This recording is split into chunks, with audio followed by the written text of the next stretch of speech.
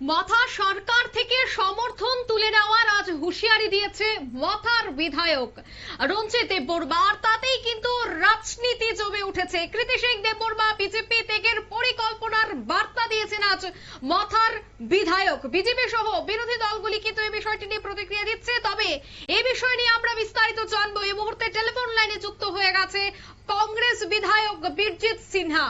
বীরজিৎ বাবু, আজ তিপ্রামথা দলের পক্ষ থেকে তিপ্রামথার বিধায়ক রঞ্জিত দেববর্মা তিনি সাংবাদিক সম্মেলন করে বলেছেন যে সম্ভবত 21 তারিখ তারা বৈঠকের পর সরকার থেকে সমর্থন প্রত্যাহার করতে পারেন মহারাজ অর্থাৎ প্রদ্যুৎ কিশোর দেববর্মার সাথেও নাকি তাদের এই বিষয়টা নিয়ে কথা হয়েছে। কি বলবেন আপনি সেই বিষয়টায়? শুনেন, আদিবাসীরা বঞ্চনার শিকার হয়ে আছে, কারণ অটোনমাস ডিস্ট্রিক্ট কাউন্সিলের প্রাপ্য টাকা পর্যন্ত রাজ্য সরকার দিচ্ছে না, যার কারণে কর্মচারীদের সঠিক বেতন দিতে পারছে না এবং পেনশন দিতে পারছে না, ডেভেলপমেন্ট ওয়ার্ক করতে পারছে না। তাদের বাজেটের টাকা তো দিতে পারতো, অথচ ত্রিপুরার 3/2 হল অটোনমাস ডিস্ট্রিক্ট কাউন্সিলের এরিয়া। তাদের গ্রেটার ত্রিপুরা ল্যান্ড তারা দাবি করেছে, কিন্তু গ্রেটার অর্থনৈতিক প্যাকেজ তো দেওয়া দরকার। তাহলে তাদের ডেভেলপমেন্ট যদি হয় তাহলে তার মধ্যে খুব থাকার কথা নয়। এবং ডাইরেক্ট ফান্ডিং এর জন্য কংগ্রেস পার্টি দাবি করেছে দীর্ঘদিন যাবৎ, যাতে এডিসির টাকাটা ডাইরেক্ট সরাসরি ফান্ড থ্রু করা হয় দিল্লি থেকে রাজ্য সরকারের মাধ্যমে, নাকি কারণ রাজ্য সরকার এটা আজকে আদিবাসীদের কি বলবো মুখে গ্রাস কেড়েছে, পেটে লাথি মারছে।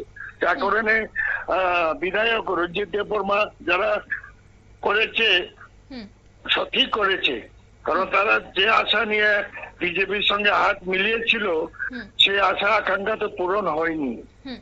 কেন্দ্রের স্বরাষ্ট্রমন্ত্রীও বারে বারে বৈঠক করেছে, কিন্তু তাদের অর্থনৈতিক প্যাকেজ তো দেয়নি। এটা তারা খুব থাকতেই পারে। আপনার সাথে আমরা দেখেছিলাম সম্প্রতি প্রদ্যুৎ কিশোর দেববর্মা দিল্লিতে গিয়ে সৌজন্যমূলক সাক্ষাৎ করেন এবং আজ এই সংবাদ উঠে আসছে। আপনার সাথে এই যে সৌজন্যমূলক সাক্ষাৎ হয়েছিল প্রদ্যুৎ কিশোর দেববর্মার, তখনও কি এই আদিবাসীদের নিয়ে আপনাদের মধ্যে কথা হয়েছিল? শোনেন ম্যাডাম, পলিটিক্যাল লিডারদের মধ্যে আলোচনাটা আমরা মানে কি বলবো প্রেসে দেওয়ার মতন নয়। কিছু কিছু ক্ষেত্রে প্রেসে দিতে পারি, কিছু কিছু ক্ষেত্রে আমাদের কনফিডেন্সিয়াল রাখতে হয়। সেক্ষেত্রে কি মনে হয় যদি সরকার থেকে সমর্থন তারা প্রত্যাহার করে নেয়, আগামী দিনে কি বিজেপির জন্য একটা বড়সড় বিপদ বা অশনির সংকেত থাকতে পারে? কি বলবেন? অশনির সংকেত তো আছেই, কারণ ত্রিপুরা মাথা মহারাজ প্রদ্যুৎ কিশোর সহযোগিতা ছাড়া তারা 2023 সরকার করতে পারতো না। এটা তো চন্দ্র সূর্যের মতন পরিষ্কার। তাদের কৃতজ্ঞতা নেই, তাদের অর্থনৈতিক সুবিধা করে দেওয়া উচিত ছিল। আজকে গ্রাম পাহাড়ে ডেভেলপমেন্টের সুযোগটুকু পৌঁছেনি, ওরা নিজেরা পৌঁছাতে পারছে না, সুতরাং খুব তো থাকবেই। এবং ত্রিপুরার ক্ষেত্রে একটি কথা রয়েছে যে পাহাড় যার রাজ্য তার, তাই সেক্ষেত্রে যেহেতু এবার পাহাড়ে তিপ্রামথা রয়েছে এবং সমর্থন প্রত্যাহার করে নেওয়া এবং সরকারের কাছে তারা সন্তুষ্ট নয়, যে কথা বারবার অভিযোগ আকারে তিপ্রামথা তুলে ধরছে, আগামীতে যদি তিপ্রামথা বিশেষ করে প্রদ্যুৎ কিশোর দেববর্মন কংগ্রেসের সাথে এসে তারা জোট চায়, তবে সেক্ষেত্রে আপনারা কি স্বাগত জানাবেন? শুনেন, ভবিষ্যতে কি হবে অনেক বাকি আছে। ভবিষ্যতের কথা অগ্রিম কিছু বলা যায় না। যার যার পার্টি নিয়ে চলছে, দেখা যাক। শত্রু আমার মিত্র এই ফলমূলও হইতে পারে।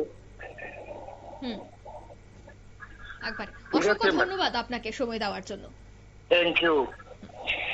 আমরা কথা বলছিলাম কংগ্রেস বিধায়ক বীরজিৎ সিনহার সাথে, কারণ এই মুহূর্তে বীরজিৎ সিনহার বক্তব্য অত্যন্ত গুরুত্বপূর্ণ এবং তাৎপর্যপূর্ণ। কারণ আজ থেকে আমরা দুদিন আগেই দেখেছি দিল্লি থেকে বীরজিৎ সিনহার সাথে প্রদ্যোৎ কিশোর দেববর্মা তারা দুজনেই একটি বৈঠক করেন এবং সেই বৈঠকে কি আলোচনা হয় তারপরেই সিদ্ধান্ত নাকি, এই বিষয়টা নিয়ে যখন একাধিক প্রশ্ন ওঠে তখন কিন্তু বীরজিৎ সিনহা এই বিষয়টা নিয়ে চুপ থাকলেন এবং তিনি এই বিষয়টা নিয়ে খোলাসা কিছুই করলেন না যে বৈঠকে মূলত কি আলোচনা হয়। তবে হ্যাঁ, কংগ্রেসে যদি আগামী দিন বা তিপ্রামথা যদি সরে আসে বা সমর্থন প্রত্যাহার করে নেয়, আখেরে কিন্তু কংগ্রেস সেই প্রদ্যোৎ কিশোর দেববর্মনকে আবারও কাছে টেনে আনবে, সে কথা কিন্তু বারবারই স্বীকার করে থাকেন কংগ্রেস। তবে এই বিষয়টা নিয়ে আমরা বিজেপির সাথেও যোগাযোগ করি, কারণ শরিক দল হচ্ছে বিজেপির সাথে তিপ্রামথা, অন্যদিকে আইপিএফটিও রয়েছে। কিন্তু যেহেতু তিপ্রামথার এই ইস্যু, তাই শরিক দল এবং বর্তমান শাসক দল বিজেপির বক্তব্য খুবই গুরুত্বপূর্ণ এবং তাৎপর্যপূর্ণ। যদিও বিজেপি এই বিষয়ে এই মুহূর্তে কোনো ধরনের প্রতিক্রিয়া দিতে রাজি হয়নি। তারা জানাচ্ছেন এই বিষয়টি ঊর্ধ্বতন নেতৃত্বদের কাছে পাঠানো হয়েছে এবং সবটা বিবেচনার পরে দিল্লি থেকে যা জানানো হবে তারপরে রাজ্য স্তরের যারা বিজেপি প্রথম সারির নেতৃত্বরা রয়েছে তারা এই ইস্যুতে কথা বলবেন। এই হচ্ছে বিজেপির স্পষ্টীকরণ। তবে নিউজ ভ্যানগার্ড যোগাযোগ করেছে রাজ্যের প্রধান বিরোধী দলনেতা জিতেন্দ্র চৌধুরী, ওনার সাথেও, এবং তিনি কি বলছেন, তার কি প্রতিক্রিয়া রয়েছে, চলুন শোনাচ্ছি একবার। না, আমি দেখেছি নিউজ ফ্ল্যাশে, কিন্তু বাইরে থেকে তো এসব নিয়ে আমাদের মন্তব্য করার খুব বেশি সুযোগ নেই। এটা অপেক্ষা করতে হবে, দেখতে হবে তার শেষ পরিণতি কি হয়। আর তিপ্রামথা যে ইয়ের উপর পিঠের উপর দাঁড়িয়ে তৈরি হয়েছে, এটা এরকম কিছু একটা হবে কাল হোক বা পরশু। এবং মথা এবং বিজেপির মধ্যে যে সম্পর্ক, সেটাও যে সেরকম কোন একটা বোঝাপড়া সেরকম মধ্যে না, সবটাই হলো একটা তোমাশার মধ্যে। কাজেই এটা আজ না হোক কাল এরকম একটা ঘটনা হবেই। কাজে অপেক্ষা করতে হবে, আরো দেখতে হবে সেখানে কি হচ্ছে। এক্ষুনি আমরা কি বলবো এগুলো আমি বলবো না। এগুলি এটা সম্পূর্ণটাই আনএথিক্যাল এবং মানে অনুমানযোগ্য হবে। এটা বলে শুধু শুধু লাভ নেই। আপনারা শুনলেন বিরোধী দলনেতা জিতেন্দ্র চৌধুরীর বক্তব্য।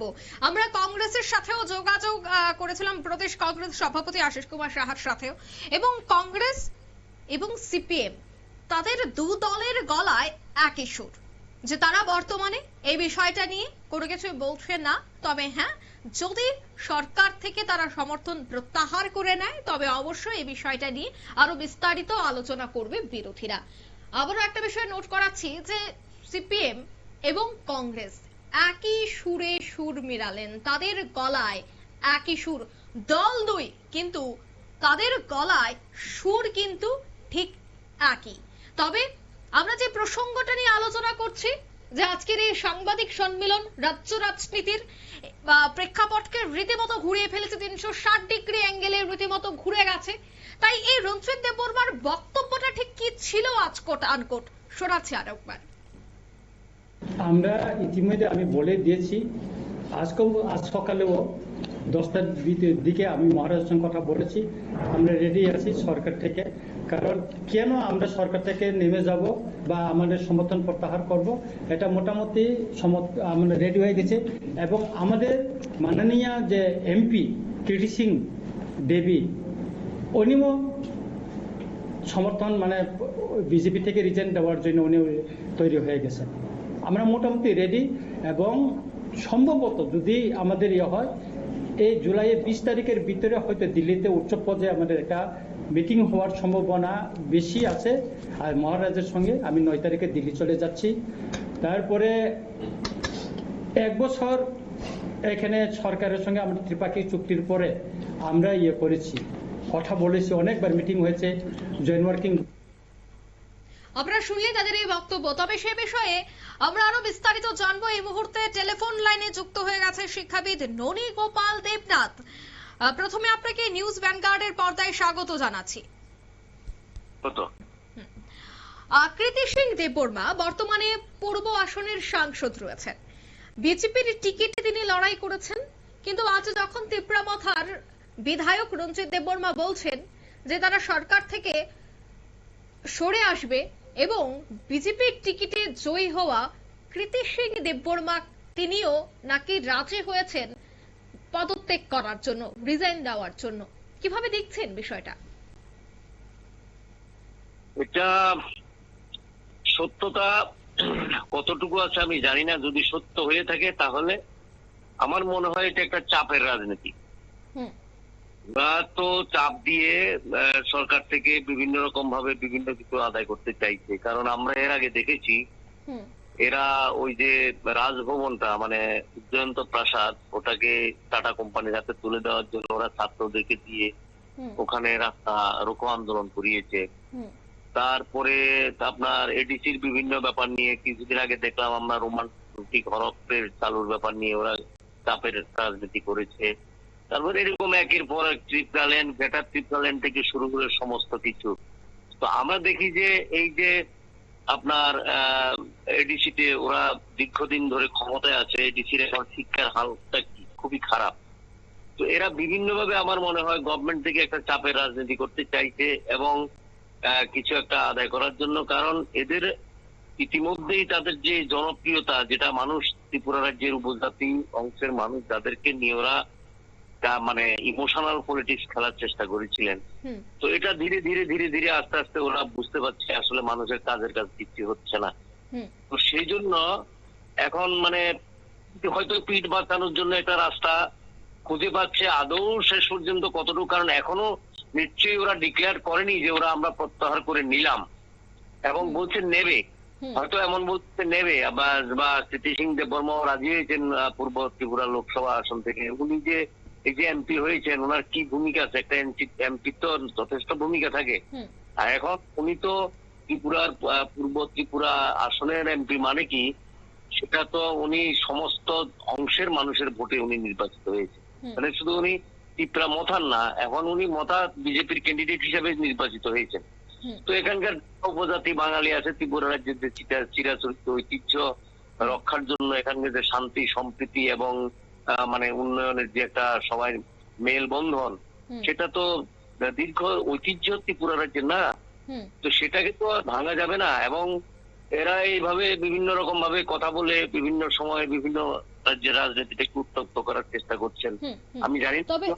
তবে কি মনে হয় সরাসরি কোনো ধরনের কথা না বলে বা প্রত্যাহার না করে শুধুমাত্র একটি সাংবাদিক সম্মেলন করে এক প্রকার শাসক দলকে ভয়ে রাখানোর চেষ্টা করছে বা বোঝানোর চেষ্টা করছে যে আমাদের দাবি আদায় না হলে আমরা এখান থেকে সরে আসবো, এক প্রকার ভয় দেখানো আজকের এই সাংবাদিক সম্মেলন, চাপাচাপির একটা তৈরি করার চেষ্টা করছে তিপ্রামথা?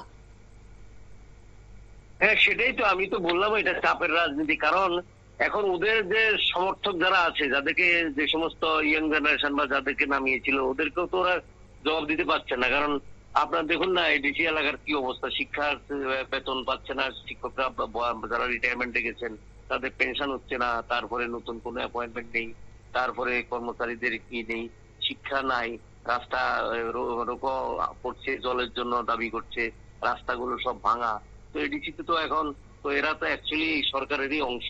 তা আমার মনে হয় না যতক্ষণ পর্যন্ত না যে ওরা সত্যিকার অর্থে সমর্থন প্রত্যাহার করে নিচ্ছে, এটা একটা চূড়ান্ত চাপ বলেই আমার মনে হচ্ছে আর কি, যে একটা বিরাট বড় একটা হুমকি দিয়ে রাখলাম। কারণ বিজেপিরও তো সংখ্যাগরিষ্ঠতা তেমন না, বোধহয় 31 বা 32 জন আছেন। তো ভাবছে এখান থেকে দিক সেদিক করে যদি একটু চাপ দেওয়া যায়। কারণ আমরা তো কিছুদিন আগে প্রদ্যুৎ বাবু আমার একটা উনার প্রায়ই সোশ্যাল মিডিয়াতে দেখি আর কি, এগুলো তো সত্য যাচাই করা মুশকিল। সেখানে উনি বলছেন আমাদের আগামী নির্বাচনে যে এমন একটা সংখ্যা বিধানসভা নিতে হবে আমাদেরকে, যাতে আমাদের না বলে যাতে কোনো ডিসিশন না নিতে পারে। তো এরা এমন একটা পজিশনে থাকতে চাইছে আর কি। তো এর দ্বারা ত্রিপুরা রাজ্যের উপজাতি বা জাতির কথা আমি বাদ দিলাম, ত্রিপুরা রাজ্যের উপজাতিদের অ্যাকচুয়ালি কি উন্নতি হবে বা উন্নয়ন হবে আমার ধারণা নেই। তবে ওই ঘুরে ফিরে একটাই কথা, আমার মনে হয় এটা কোনো একটা চাপের রাজনীতি, এই ছাড়া আর কিছুই নয়। অসংখ্য ধন্যবাদ আপনাকে। অর্থাৎ আমরা কথা বলছিলাম শিক্ষাবিদের সাথে এবং তিনি বলছিলেন যে চাপাচাপির রাজনীতি তিপ্রামথার এই ধরনের স্বভাব নতুন নয়, এর আগেও তারা চাপাচাপির রাজনীতি করেছে, তাই রাজ্যে আবারও চাপাচাপির রাজনীতি কায়েম করার চেষ্টা করছে এমনটাই মত রাজনৈতিক বিশ্লেষকদের। তবে মথা সরকার থেকে যদি সমর্থন তুলে নেয় তবে আগামীতে কি হবে এই বিষয়টা নিয়েও প্রশ্ন রয়েছে। তবে আবারও একবার আপনাদের শোনাচ্ছি রঞ্জিত দেববর্মা বিধায়ক ঠিক কি বলছিলেন আজ।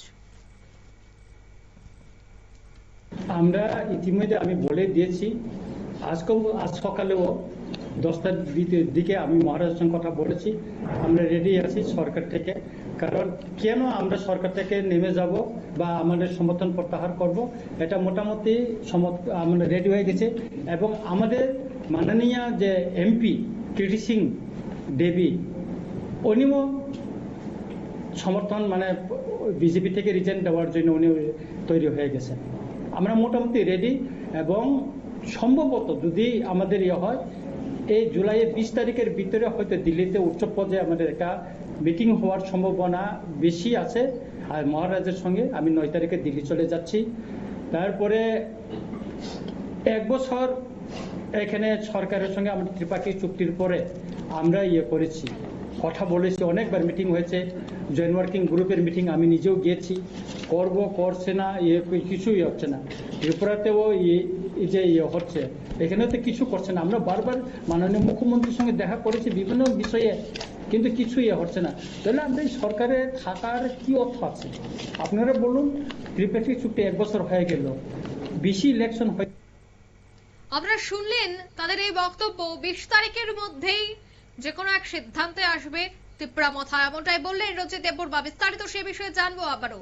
টেলিফোন লাইনে যুক্ত হয়ে গেছে শিক্ষাবিদ গৌতম মজুমদার। গৌতম বাবু, প্রথমে আপনাকে নিউজ ভ্যানগার্ডের পর্দায় স্বাগত জানাচ্ছি। নমস্কার। কীর্তি সিং দেববর্মা বিজেপি ত্যাগ করবে পরিকল্পনার সেই বার্তা আজ দিয়েছেন মথার বিধায়ক। কি মনে হয় আপনার, এই যে চাপাচাপির রাজনীতি বর্তমানে রাজ্যে তৈরি হয়েছে, আবারও কি কিছু আদায় করার চেষ্টা করছে তিপ্রামথা, যার জন্য এই সাংবাদিক সম্মেলন করে এক প্রকার শাসক দলের উপর চাপ সৃষ্টি করার চেষ্টা করছে? কি বলবেন?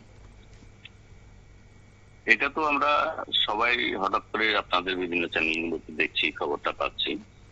একটা রাজনৈতিক অস্থিরতা তৈরি করা, আমাদের এই রাজ্যের জনগণের জন্য বা জনজাতিদের জন্য যে কাজ চলছে, এই রাজনীতিটা যদি ওদের স্বার্থে হতো, জনগণের স্বার্থে হতো, রাজ্যের স্বার্থে হতো, তাহলে হয়তো এটাকে মেনে নেওয়া যেত।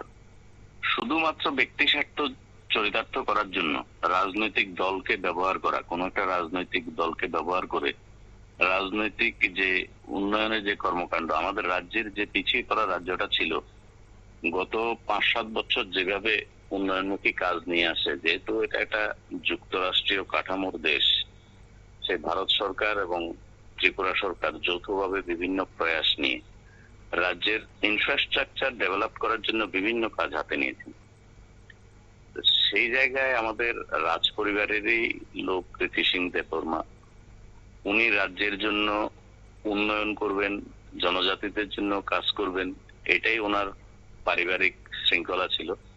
সেটা না করে আমি দল থেকে বেরিয়ে যাব, আমি দল ছেড়ে চলে যাব, এগুলো কি উদ্দেশ্যে করছে? এটা তো শুধুমাত্র আমার মনে হচ্ছে একটা ব্যক্তিগত লাভালাভের জন্য এটা কাজ করছে, এবং এটা কোনো অবস্থাতেই মেনে নেওয়া যায় না। অন্তত ত্রিপুরা রাজ্যের মতো একটা ছোট্ট রাজ্যের যে কাজের যে বহর, বর্তমান আমাদের ত্রিপুরা সরকারের যে মাননীয় মুখ্যমন্ত্রী ডক্টর মানিক সাহা, পাশাপাশি রয়েছেন এই রাজ্যের বিভিন্ন দপ্তরের যে মন্ত্রীরা রয়েছেন, ওরা খুব সুকৌশল ভাবে, সুন্দরভাবে রাজ্যটাকে কিভাবে এগিয়ে নিয়ে যাওয়া যায় তার পরিকল্পনা করছেন। তো সেই পরিকল্পনাতে উনি যদি বাধা হয়ে দাঁড়ান, তাহলে তো এটা তো আমাদের রাজ্যের জনগণের দুর্ভাগ্য, উপজাতি অংশের মানুষের দুর্ভাগ্য বলেই আমার কাছে মনে হয়। এবং এটা শুধুমাত্র মনে হচ্ছে নিজের কোনো ব্যক্তিগত লাভালাভের এবং দলীয় যে কর্মীরা রয়েছে,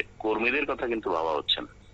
তার ভেতরে কি রয়েছে আমি তো জাস্ট আপনাদের চ্যানেল থেকে শুনছি, ঠিক বিভিন্ন অন্যান্য চ্যানেলগুলো দেখি এটা খুব প্রচার হচ্ছে।